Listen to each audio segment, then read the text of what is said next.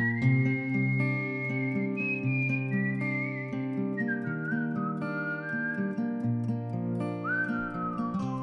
there, my name's Simon Drew, and welcome to the Practical Stoic podcast.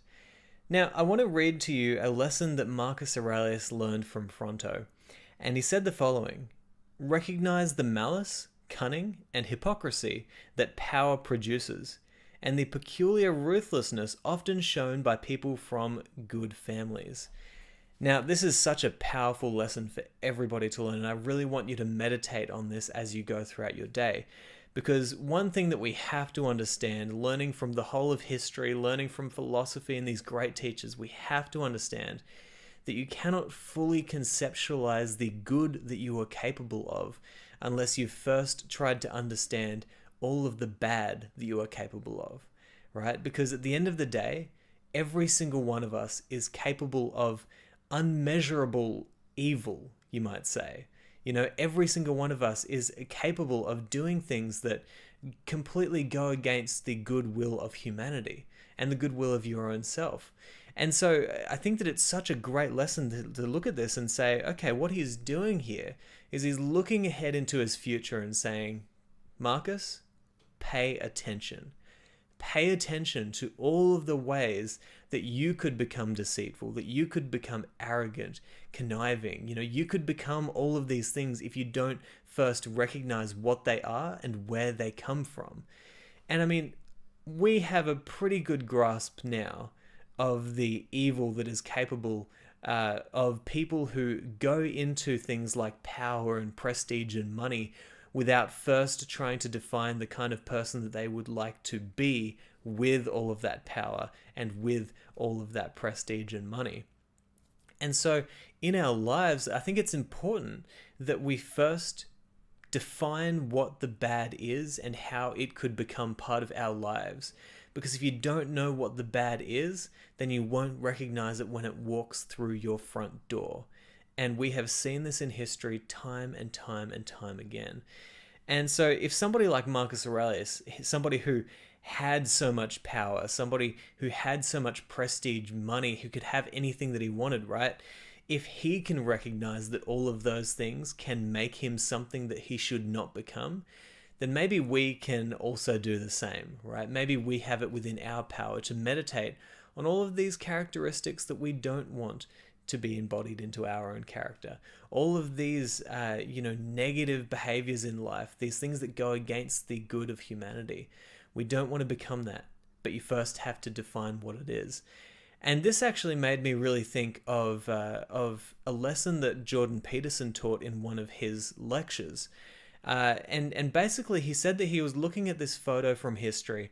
I'm blanking on where it was from, but I know that it was a dark time in history because the photo was of a market. And in this market, there were people selling the body parts of other people as meat, right? And so he said when he looked at this photo, he did what he often does when he's faced with these kinds of situations in life, these kinds of emotions. And, you look at those photos and you cannot be, unmoved, right? But when he looked at this photo, he imagined all of the ways that he could be in a situation that would force him to be like that, right?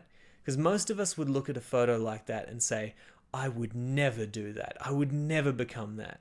And if you don't think that you would do that, and if you don't think that you would become that, then you don't know history, and you don't know people, and you don't know evil, right? And so that's the thing, right? You need to understand these things so that if a situation comes up in the future, you know what you're capable of. Because if you don't know what you're capable of, then it will just creep in a little bit by little bit. We could even look at things like habits. How easy is it for a bad habit to seep into our lives? And often a bad habit will seep into our lives because we don't know what it is, we don't know where it comes from, and we don't know, and we don't think that it could even come into our lives in the first place, right? One of the best ways to avoid bad habits in the future is to look into the future and say, these are all the terrible habits that I know I'm capable of. So I'm going to make the decision right now that I'm not going to be that person if they start creeping into my life. So on the smallest level of bad habits, right up to the biggest level of terrible evils that you're capable of, I would recommend that you take the time to meditate on all of the ways that life could turn you into something that you don't want to be.